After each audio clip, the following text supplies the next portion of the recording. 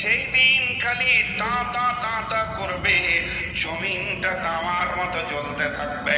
আল্লাহর কুদরতের সূর্য সেদিন তাপ ছাড়বে, তারপরও আলো থাকবে না। আমার রব এমনটাই কিয়ামতকে বানাবেন।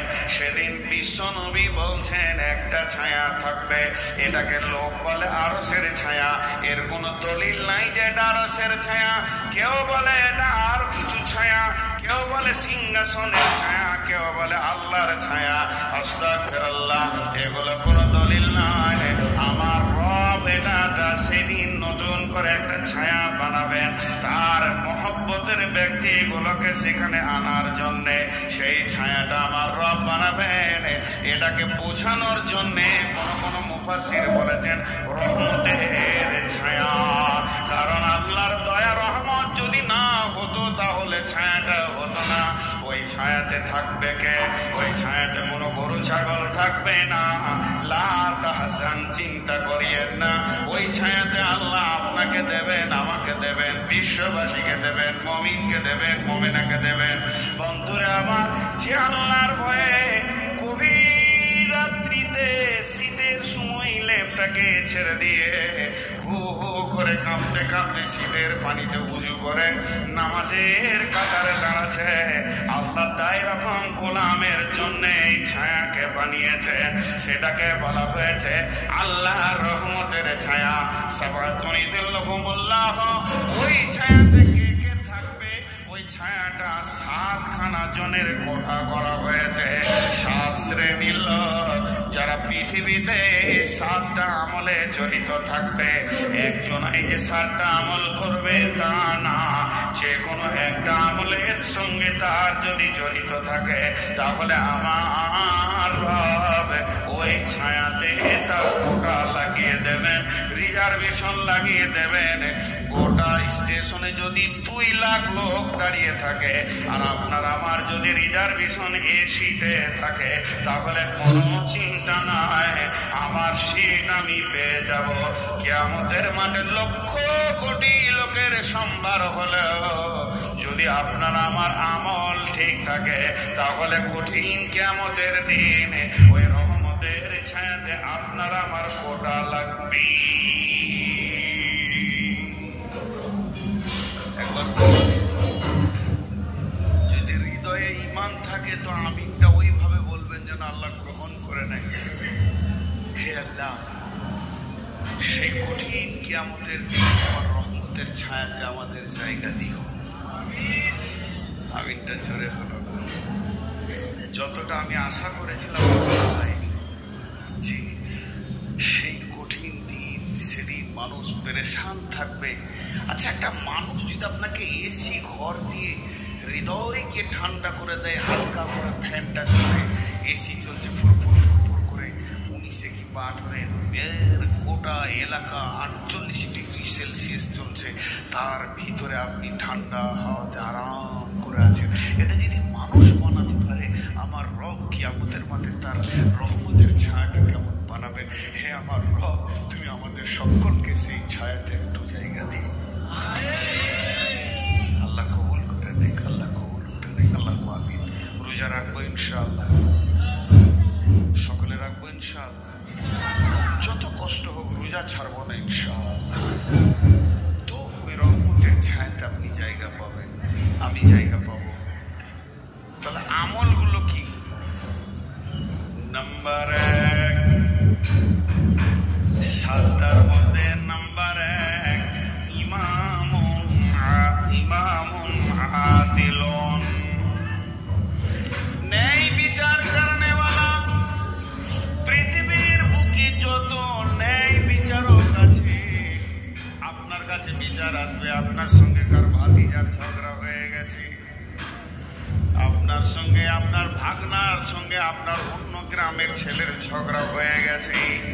ওই জায়গায় যদি কেউ ন্যায় বিচার করতে পারে, বিচারের মানদণ্ডটা যদি অ্যাকুরেটি রাখতে পারে আল্লাহর ভয়ে, বন্ধু ও আমার ভাইয়া, আর চিন্তা নাই, ওই রহমতের ছায়াতে আপনার একটা রিজার্ভেশনের সিট লেগে গেছে।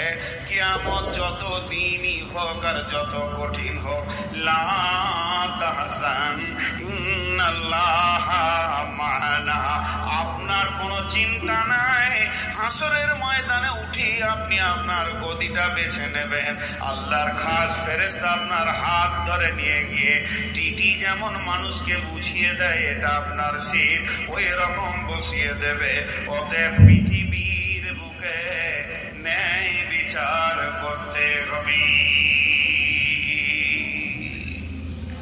ন্যায় বিচার আছে ভাই, জোরে বলেন ন্যায় বিচার আছে? আপনাদের এই দিনাজপুরে ন্যায় বিচার হয়? সুবহানাল্লাহ। আল্লাহ কোরআনে বলেছেন, ওয়াইদা কুলতুম ফা'দিলু ওয়ালাউ কানা যা কুরবা, ওয়াইদা কুলতুম ফা'দিলু ওয়ালাউ কানা যা কুরবা, যদিও তোমার নিকট আত্মীয় হয়, যদি তোমার পার্টির লোক হয়, প্রতিবেশী হয়, গ্রামবাসীও হয়, যখন তুমি আদালতে বিচারে বসবে তখন অন্যায় কথা বলবে না, ভেবে চিনতে একদম ইনসাফের কথা বলবে, নচেত কঠিন কিয়ামতের দিনে তুমি আযাবে গ্রেফতার হয়ে যাবে। পৃথিবীর বুকে যতগুলি বিচার হচ্ছে, এই বিচারটাই নিষ্পত্তি নয়, এর জেরক্স কপি আর একদিন কিয়ামতের মাঠে হবে। আল্লাহ তাবারাক ওয়া তাআলা এলান করবে, হাসরবাসীরে ওয়া কুদিয়া বাইনাহুম বিল হাক্কি ওয়া হুম লা ইউযলামুন, হাসরবাসীরে আজকে ন্যায় বিচার আমি তিলে তিলে বুঝিয়ে দিব, কারো উপরে জুলুম হবে না। আলটা দাবিয়ে নিয়েছিল বলে হ্যাঁ, ঘরটা বানাতে দেয়নি, হ্যাঁ, তোর উপরে জুলুম চলেছে, আর তোর মেয়ের উপরে অত্যাচার করেছে, সামাজিক ভাবে তোকে অপমান করেছে, টাকা নিয়ে দেয়নি, দুনিয়াতে ন্যায় বিচার পাসনি, মা বাপের সম্পত্তিতে তোকে আপনার কিনা কি করা হয়েছে, বহিষ্কার করা হয়েছে, তোকে মেহরুম করা হয়ে গেছে। হাসরবাসী তুই 2 লাখ টাকা পেতিস, তোকে সম্পূর্ণ বুঝিয়ে দেয়নি। আয়, আমি রব আজকে কাজী হয়ে বসেছি, ওয়াকুদিয়া বাইনাহুম বিল হাক্কি, আমি 2 জনের মাঝে হক বিচার করব, ওয়া হুম লা ইউযলামুন, এখানে কোনো জুলুম অত্যাচার হবে না। অতএব বন্ধুরে, আপনি মনে করছেন যে আজকেই বিচারটা করে থাবড়ে থুবড়ে মেরে নিলাম, কত মোড়ল আছে বিচার করেছে, বিধবা মেয়ে টাকা পেয়েছে বিচারে 20,000, তার থেকে 5,000 দিয়ে 15,000 বিচারকরা মেরে দেয়। আপনাদের এই এলাকায় আছে, আমাদের এলাকায় এখনো এত বড় বেঈমানি আসেনি।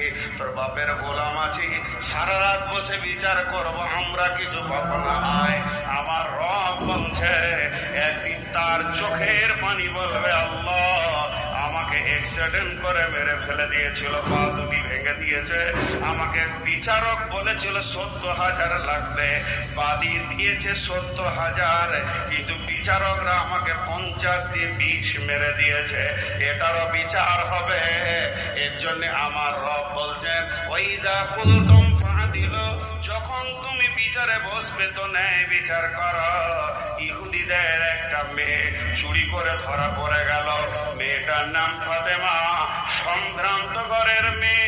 রসুলের কাছে এসে বলা হলো, ইয়া রাসূলুল্লাহ, এখন তো আপনি আরবের প্রধানমন্ত্রী, আপনার হাতে চলে এসেছে গোটা সৌদি, আপনি বিজয়ী করেছেন, বিচার তো আপনি করবেন, আমরা তো এখনো কোরআন মেনে নিইনি, আপনাকে নবী বলে মেনে নিইনি, আমরা এখনো ইহুদি আছি, তবে কি আমাদের বিচারটা তওরাত থেকে করা যায় না? বিশ্ব নবী বললেন, ঠিক আছে, আমি তওরাত থেকে বিচার করে দিব, তোমরা তোমাদের মুসলিমকে নিয়ে এসো এবং তোমাদের তওরাতের পণ্ডিত নিয়ে এসো। যখন তওরাতের পণ্ডিতকে আনা হলো, তারা শিখিয়ে এনেছে বাড়ি থেকে, যখনই হাত কাটার কথাটা আসবে ওই জায়গাটা টপকে তুমি করে দিও, যাতে করে আমাদের বেটির হাতটা না কাটা যায়। আমরা সম্ভ্রান্ত ঘরের মেয়ে, যদি হাত কাটা যায় মান সম্মান থাকবে না। কিন্তু ওইভাবে তোরা যখন পড়ছে, তাদের পণ্ডিত হাত কাটা শব্দটাকে বার করে দিয়ে পড়ে নিচ্ছে। এই অবস্থায় আমার নবী একজন সাহাবীকে তোরাতের পণ্ডিত করেছিলেন। সে বলছে, রুখে যাও, তুমি এখানটা কেন বাদ দিছ? হাত কাটার ব্যাপার আছে।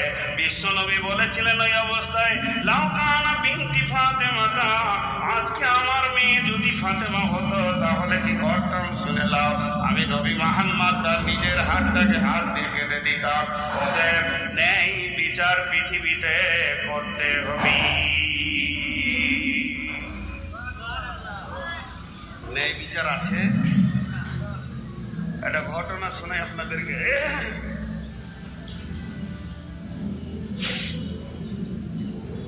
ঘটনাটা কি জানেন? এক লোক বাড়ি বানাচ্ছে, বাড়ি তো ট্রাক্টরে করে মাটি এসে ওর বাড়ির দরজাতে মাটিটা করে হাজারে দিয়েছে। ট্রাক্টর চলে গেছে। একটা বাচ্চা ছেলে সাইকেলে ফিরফির করে দিয়ে গেছিল, একটা মোটর সাইকেল আসছে, আর ওই মাটিটার কাছে ছেলেটা মোটর সাইকেল থেকে চুমকে গিয়ে মাটির উপরে থেকে দপ করে পূর্বিত পর মোটর সাইকেলই পড়েছে। ছেলেটার খানিকটা পা ভেঙেছে, ওকে খবরই নাই যে কি ঘটলো। ছেলেটার খানিক পা ভেঙেছে, আর কি হয়েছে, সাইকেলটা ভেঙে গিয়েছে। দিয়ে পার্টি বিচারে বসেছে। বিচারটা শুনলে আপনি খুশি হবে। কি ন্যায় বিচার! যে ছেলেটা সাইকেল চালিয়ে পা ভেঙেছে, সাইকেল ভেঙেছে, ওটাও তৃণমূলের, আর যে মোটর সাইকেল চালিয়েছে সেও তৃণমূলের, একই পার্টির। কিন্তু যার ঘর হচ্ছে মাটি রেখে গেছে ও সিপিএমের। তো বিচার বসেছে পার্টি অফিসে, বলছে আসলে মাটিটা না রাখলে তো ঘটনাটা হতো না। তো ওকেই ধরে নিয়েছে, 10,000 জরিমানা করে দিয়েছে, শুধু সিপিএম হওয়ার কারণে। এরা দুজন অ্যাক্সিডেন্ট করেছে, ও জানতোই না। ও আবার মসজিদের ইমাম, মসজিদে থাকতো, ফোন করে ডাকছে, মৌলভী সাহেব বাড়ি এসো, তুমি রাস্তায় মাটি রেখেছো, এই জন্য একটা অ্যাক্সিডেন্ট হয়েছে, 10,000 টাকা লাগবে। দেখেন কি ন্যায় বিচার পৃথিবীতে চলছে। হ্যাঁ, এটা হলো জীব, দাঁত, এখানে কিছু ফিলোজফি বলবো, দুটা চোখ, দুটা নাক, দুটা কান, এটা হলো মগজ। দেখেন, যে কথা বলে সে কোথা আছে, নরম। তো শেখ সাদি বলছে, তোমার জিভটা হাত দিয়ে দেখো তো, নরম। হ্যাঁ, খুব নরম। কতটা নরম, বডির অন্য কোনো জায়গা লাগে।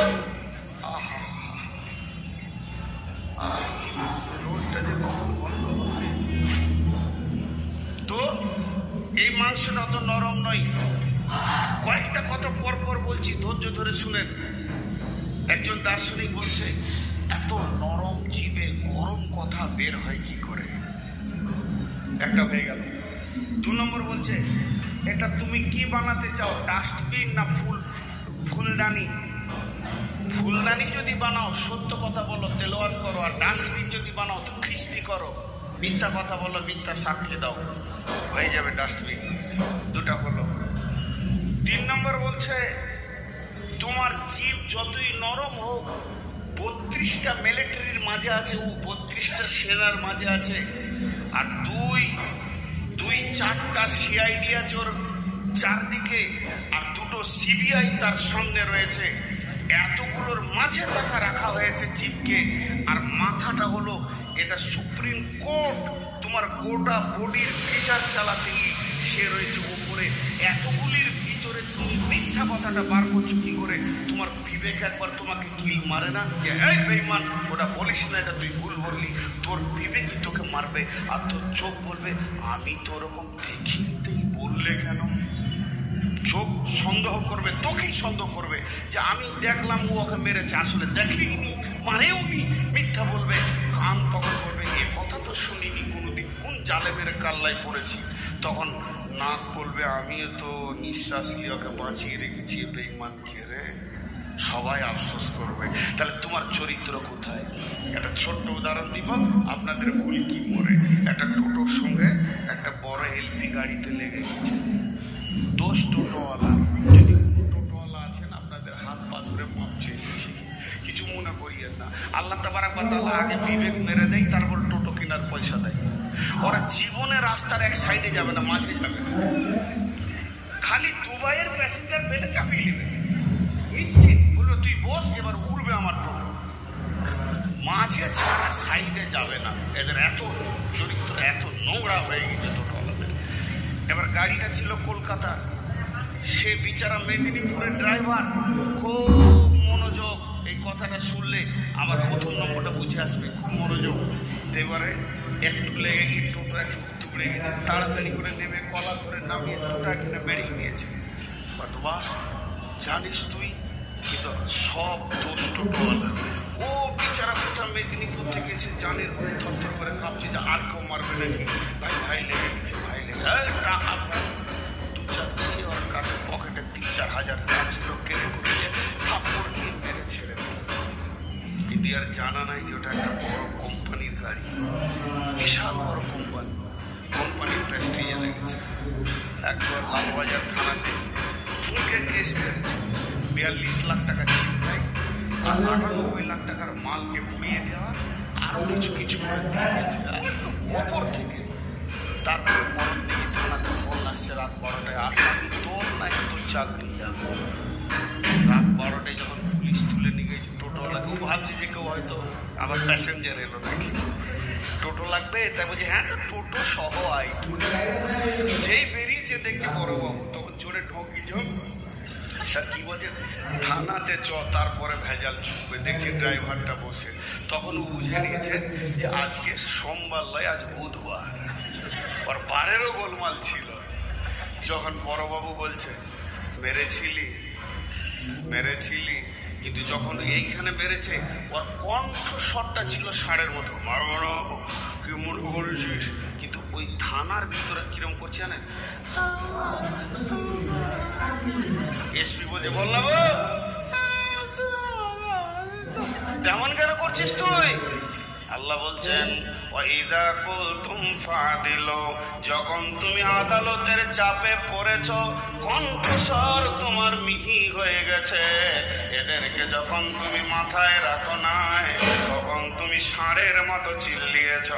একদিকে এসপি, একদিকে এসটিও ডিএম, আরেকদিকে কোম্পানি, আবার লালবাজার পুলিশে, থানার পুলিশ, বড়বাবু, আইসি, ওসি সব আছে। তখন তোমার সুর মিহি হয়ে গেছে। একটা কঠিন দিনের আদালত যখন চলবে, তুমি কার ঘাড়ে ধরেছ, কাকে থাপ্পড় মেরেছ, এই বিচার যখন হবে, তখন কঠিন কিয়ামতের দিনে তোমাকে আদালতে উচ্চ কণ্ঠে জবাব দিতে হবে। এর জন্য আমার রব বলছেন ওয়াইদা কুলতুম ফাদিলু, যখন তুমি কোনো কথা বলবে তো ইনসাফের সঙ্গে বলো। ওয়ালাউ কানা দা কুরবা, যদিও তোমার নিকট আত্মীয় হয়। অতএব যদি ওই রহমতের ছায়াতে, আল্লাহর বানানোর এসিতে যদি সময়টা কিয়ামতের কাটাতে চায়, ১ নম্বর কাজ হবে পৃথিবীর বুকে ন্যায় বিচার করা। ওটা কার রে? ওটা তোর। তো তুই যে একবারে বসে আছিস এবার আলী ঠাকুরের মতো, তোরা হিলা টিলা নাই, আর দুনিয়ার লোক ফেলে যেছে। আর যে এই দিকে ঠ্যাংটা লম্বা, তোকে হুঁশ আছে। তুই আবার রেকর্ড করতে এসেছিস, আমার দিকে উল্টা পাল্টা রেকর্ড এগুলো বলেছিল। এই দিকটা লম্বা হয়ে আছে, আর ওই দিকে আঁকড়ে পড়ে, আর কিছু বেহুশ লোক হাঁটছে তো চাদর উপরে ফেলিয়ে দিচ্ছে। দেখে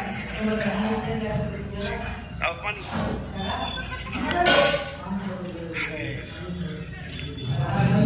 একটা বিচার বলি, আমি বাদশাটার নামটা ভুলে গেলাম, বহুদিন আগে এগুলো আমার জানা।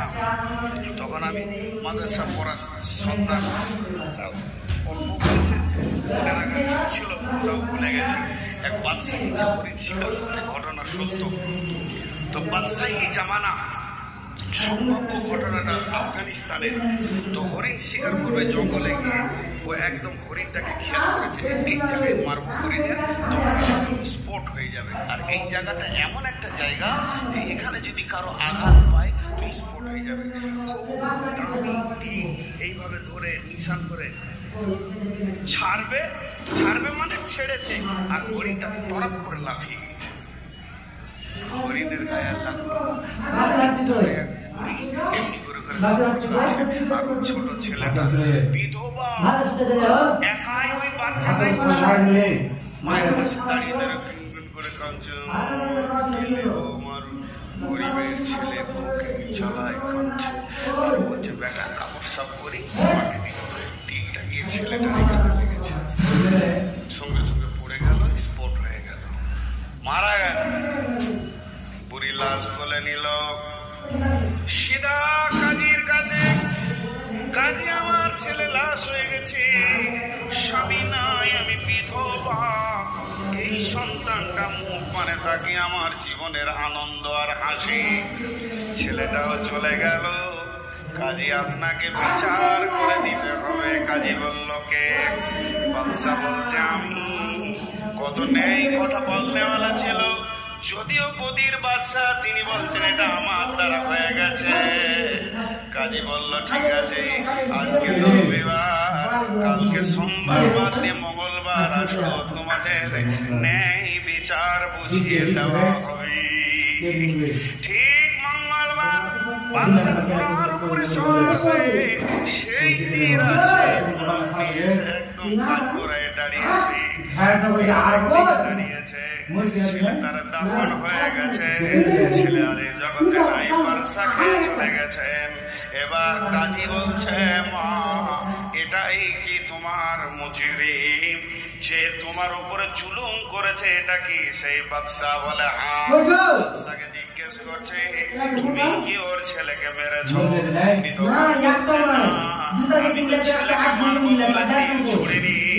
কাজী সাহেব আমি তীরটা ছুড়েছিলাম হরিণ মারবো বলে, কিন্তু হরিণটা তরফ করে চলে গেছে, আর ছেলেটাকে গিয়ে তীরটা লেগেছে। তখন কাজী বলছে তুমি হরিণ মারবে, একটা পশু মারবে, সে পালাতেও পারে কিংবা তোমার লক্ষ্য ভ্রষ্ট হতে পারে, তীরটা কত দূর যাবে সেদিকে কেউ আছে কিনা, কারো বিপদ ঘটবে কিনা, এটা কি তোমার ভাবার ছিল না? তুমি তীরটা কেন ছেড়েছ? তোমাকে দেখতে হতো ওদিকে আর কেউ আছে কিনা নদীর ধারে, তাহলে তুমি তা না দেখে এমন অন্যায় করেছ। এর জন্য আমি ফয়সালা দিলাম জাল্লাদ এমপির সামনে তুমি তার বিচারকে পাইয়ে দাও, তার গর্দনকে এখান থেকে উড়িয়ে দাও। স্বয়ং বাদশার বিচার হচ্ছে। বাদশা তখন তীরটা হাতের কাছে এইভাবে ধরে রেখেছিল, এইভাবে কাজীর দিকে করে বলছে কাজী যদি তুমি আজকে ন্যায় বিচার না করতে, আজ আমি বিচার নিতে এসেছি, আমি আমার ফায়সালা শুনতে এসেছি, তারপরও তীর এনেছিলাম কেন? যদি আজকে এই বাদশাহী গদিতে তোমার দ্বারা ন্যায় বিচার না হতো, তো তীরের আর একটা ফলা দিয়ে তোমার বুককে আমি দুর্বল করে দিতাম। আলহামদুলিল্লাহ তুমি ন্যায় বিচার করেছ, আমি পৃথিবী থেকে মরে যাই এটা আমার দুঃখ নয়, কিন্তু আল্লাহর বিচার শরীয়ত কায়েম থাক। জাল্লাদ রেডি হয়ে গেল। তখন বুড়ি বলছে কাজী সাহেব বাদশাকে কি বাঁচানোর কোনো উপায় আছে নাকি? বুড়ি আর দেখতে পাচ্ছে না আমার সামনে কাটা হবে। তখন বলছে আছে, একমাত্র আপনি যদি মাফ করেন তো মাফ হবে। বুড়ি বলল বাদশার কাজী সাহেব আমার একটা কোলের সন্তান চলে গেছে, আমি ওকে আর কতল করিয়েন না, ন্যায় বিচার যে নিতে পারে এরকম বাদশা টিকে থাকলে দেশও ঠিক চলবে। তখন বাদশা কাঠগোড়া থেকে নেমে বুড়িটাকে কোলে তুলে নিয়ে বলল মা তোমার তো একটা সন্তান চলে গেছে, আমাকে কি তোমার সন্তান মনে হয় না? তাহলে বাকি জীবনটা আমার কাছে তুমি কাটিয়ে দাও। ন্যায় বিচার পৃথিবীতে শান্তি আনতে পারে। আল্লাহর নবী বলেছেন সাদাল কাবিলাতা ফাসিকুহুম, এমন একটা দিন আসবে রে গ্রামের বিচার করবে চরিত্রহীন লোকেরা, মাতাল, লম্পট, দুশ্চরিত্র, সুদারু, জুয়ারি, জীবনে নামাজ পড়ে না, পেচ্ছাপ করে পানি নেয় না, এরা এই গ্রামের বিচার করবে।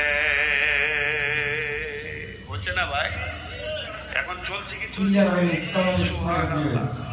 সে সারা এলাকার নারীদের সতীত্বকে লুটে খেয়ে দিয়েছে। একজন বিচার করে ধরা পড়েছে, তার বিচার করছে। হয়েছে কি হয়নি এরকম? আপনাদের দেশে মনে হয় না এই এলাকায় আরো সে ছায়াতে মনে হয় এরাই আগে জায়গা পাবে রহমতের ছায়ায়। এক নম্বর গেল। নাম্বার 2,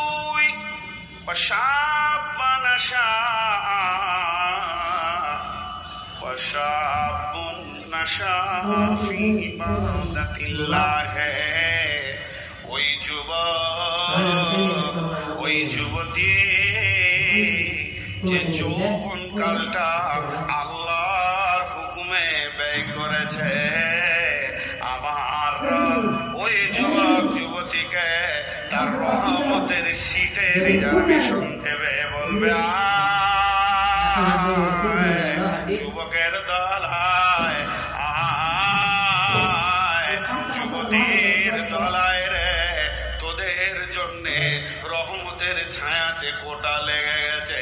সেই যুবক আর যুবতীকে যে পৃথিবীর বুকে আল্লাহর হুকুমে যৌবন কালকে অতিবাহিত করেছে, লম্বা বলবো না, 1-2 মিনিটে শেষ করে দিব।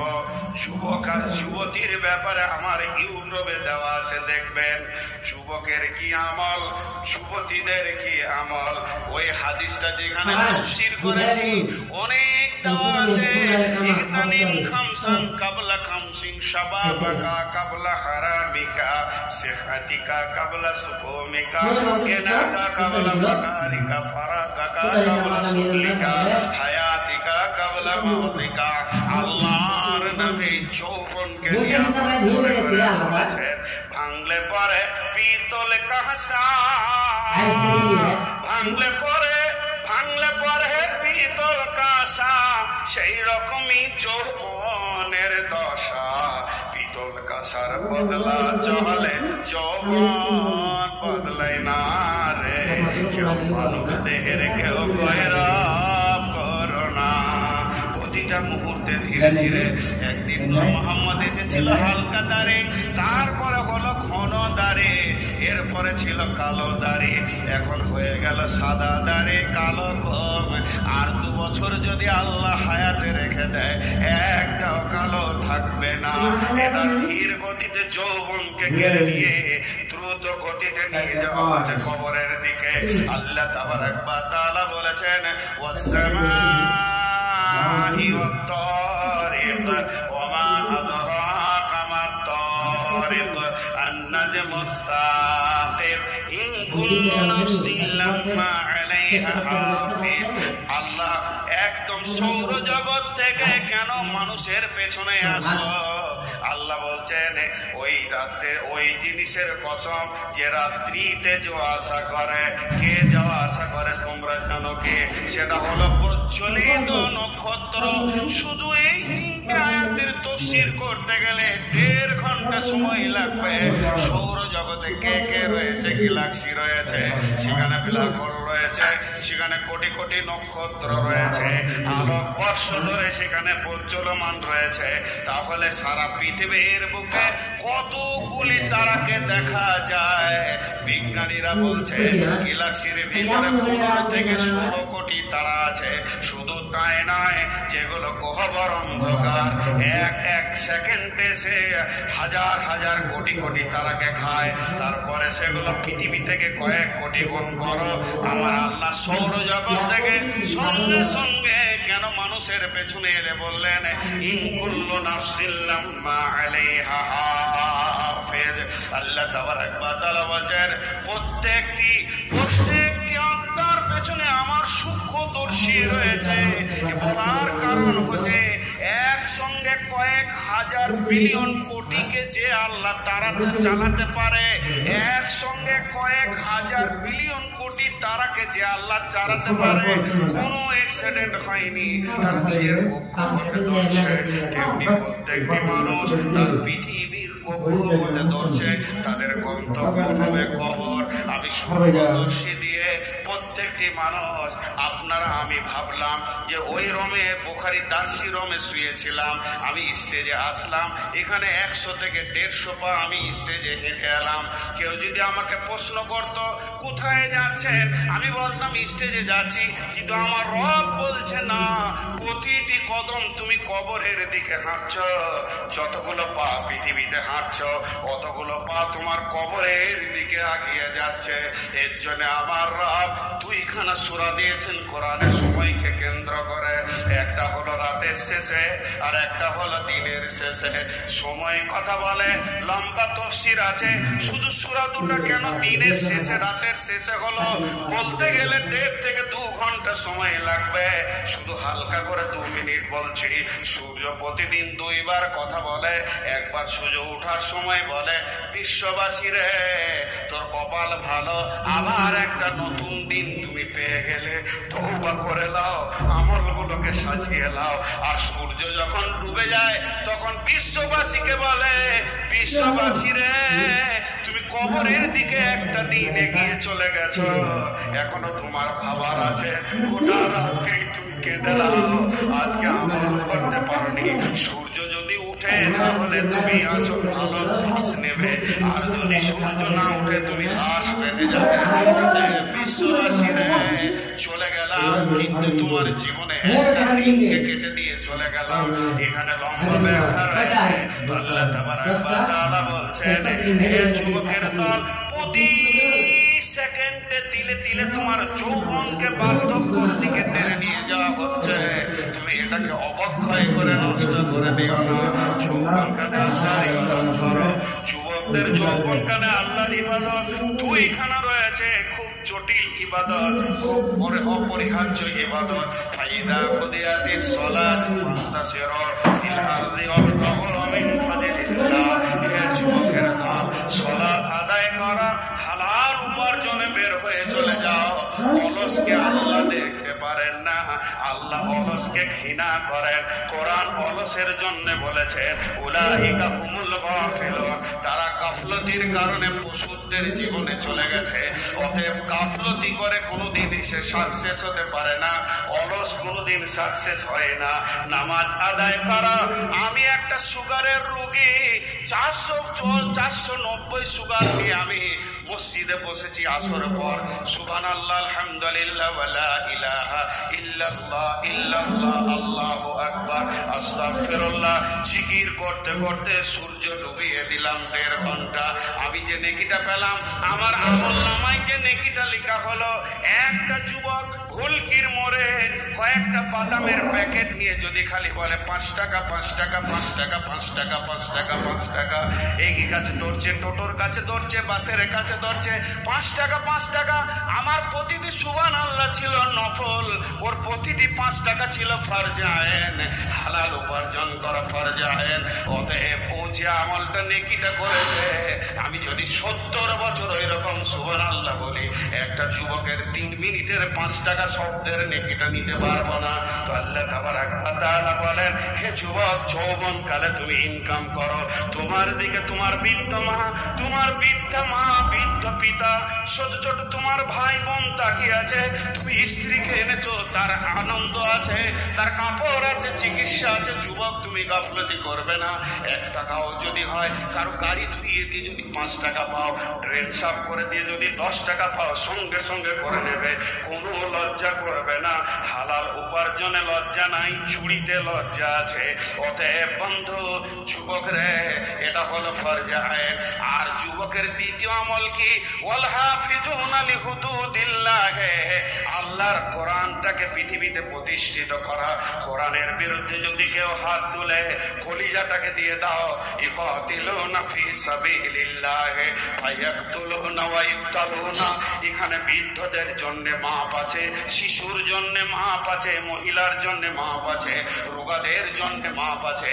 হে যুবক, ইকাতিলুনা ফি সাবিলিল্লাহ ফায়াকতুলুনা ওয়া ইকতালুনা ওয়াদান আলাইহি হাক্কান ফিত তাওরাতি ওয়াল ইনজিল। অতএব হে যুবক, যৌবনকালটা আল্লাহর রাস্তায় কাটাও। এটা যুবককে বললাম। এবার আমার যুবতী বেটি যেগুলো রয়েছে, ওরে আমার সোনা মানিক, আমি তোমাদের আব্বা বলছি, যত দূর থেকে শুনছো শুনে লাও। তোমার আব্বা কি বলছে? আল্লাহর কালাম পাক বলছেন, কুল্লিল মুমিনাতি ইয়াগযুদনা মিন আবসারিহিন্না ওয়া ইয়াহফাযনা ফুরুজাহুন্না। সারা পৃথিবীটা যদি নারীর এক পাল্লায় চাপানো যায়, হিরে মণি মানিক্য চুনি পান্না টাকা পয়সা রিয়াল ডলার যা কিছু আছে, নারীর এক পাল্লায় যদি চাপিয়ে দেওয়া হয়, আর একটা নারীর সতীত্বকে যদি আর একটা পাল্লায় চাপানো হয়, তো সতীত্বের পাল্লাটা নিচে নেমে যাবে। কেন? বিশ্বনবী বলেছেন, লা তাকুমুস সাআতু ফিল আরদি হাত্তা ইয়াকুলা আল্লাহ। যতদিন একটা আল্লাহ বললেওয়ালা খালেস নিয়তে থাকবে, পৃথিবী চলবে, সূর্য উঠবে ডুববে, হাওয়ায় জাহাজ চলবে, প্লেন চলবে, রেল ধরবে, বেঈমানীদের বেঈমানি চলবে, মাতালের মাতলামি চলবে। যেদিন আল্লাহওয়ালাটা মরে যাবে, পৃথিবীর কোনো মূল্য থাকবে না, তরপর হয়ে যাবে। তাহলে আল্লাহওয়ালা থাকবে কতদিন? আল্লাহওয়ালা থাকবে কতদিন? ও মারিয়াম ইবনাত ইমরানা আল্লাতী আহসানাত ফারজাহা ফানাফাকনা ফীহি মির রূহিনা ওয়া সাদ্দাকাত বিকালিমাতি রাব্বিহা ওয়া কুতুবিহি ওয়া কানাত মিনাল কানিতিন। ওই আমার ভাইরা শুনলেন, আল্লাহওয়ালা থাকবে কতদিন? এই আয়াতটা যত রকম তাফসীর আছে, তার ভিতরে একটা তাফসীর হচ্ছে, ওই মারিয়াম যুবতী তার সতীত্বের গ্যারান্টি আল্লাহকে দিয়েছে, বিনা পাপে তার কাছ থেকে একটা আল্লাহওয়ালা দিয়েছেন আল্লাহ। তার মানে এই পৃথিবীর জন্য আল্লাহ সহজেই বলে দিয়েছেন, বিনা শাইইন খালাকাহু মিন নুতফাতিন খালাকাহু ফাকাদ্দারা সুম্মা সাবিলা ইয়াসসারা। তুমি আলেম হও, বক্তা হও, মাদানী হও, মাওলানা হও, মুফতি হও, আর নবী হও, আম্বিয়া হও, শহীদ হও, মেয়েদের সতীত্বের ভিতর দিয়ে পৃথিবীতে আসতে হবে। অতএব পৃথিবীর বুকে সতী নারী যতদিন থাকবে, ততদিন আল্লাহওয়ালা পাওয়ার আশা থাকবে। যেদিন সতীত্ব হারিয়ে যাবে, এর জন্য বিশ্ব নবী বলেছেন, কিয়ামতের আগে জেনা বেড়ে যাবে। জেনা বেড়ে যাবে মানে প্রত্যেকটি আল্লাহওয়ালা আসার রাস্তাগুলোতে তালা পড়ে যাবে, লুচ্চারা নষ্ট করে দেবে। আল্লাহ আর লুচ্চাদের নষ্ট করার রাস্তা দিয়ে তার প্রিয় অলিদেরকে পৃথিবীতে পাঠাবেন না, কারণ নোংরা রাস্তায় অলি পৌঁছাবে না। অতএব বন্ধুরা আবার খুব ভালো, খুব মনোযোগ। অতএব আল্লাহ তাবারাক ওয়া তাআলা যুবতীদেরকে বলছে, ওয়া ইয়াহফাযনা ফুরুজাহুন্না। আল্লাহ তাদের শরমগাকে কেন্দ্রিক অনেক আয়াত নাযিল করেছেন। আম্মা জান আয়েশাকে পাক করতে গিয়ে 11 খানা আয়াত নাযিল করেছেন। মারিয়ামের ব্যাপারে একটা গোটা সূরা নাযিল করে দিয়েছেন। অতএব বন্ধুরে, ও মা আমার, বোন আমার, বেটি আমার, সতীত্বকে গ্যারান্টি দিতে হবে। এটাই হলো যুবতীদের ডিউটি। আর যুবকের ডিউটি ইনকাম করবে আর ইসলামের সৈন্য বেনে থাকবে। আর আল্লাহর নবী বলেছেন, ওয়াশাবুন নাশা ফি ইবাদাতিল্লাহ। ওই যুবক, ওই যুবতী যে আল্লাহর আইনে নিজের জীবনকে চালাবে, তার ওটা লেগে যাবে ওই আল্লাহর রহমতের ছায়াতে।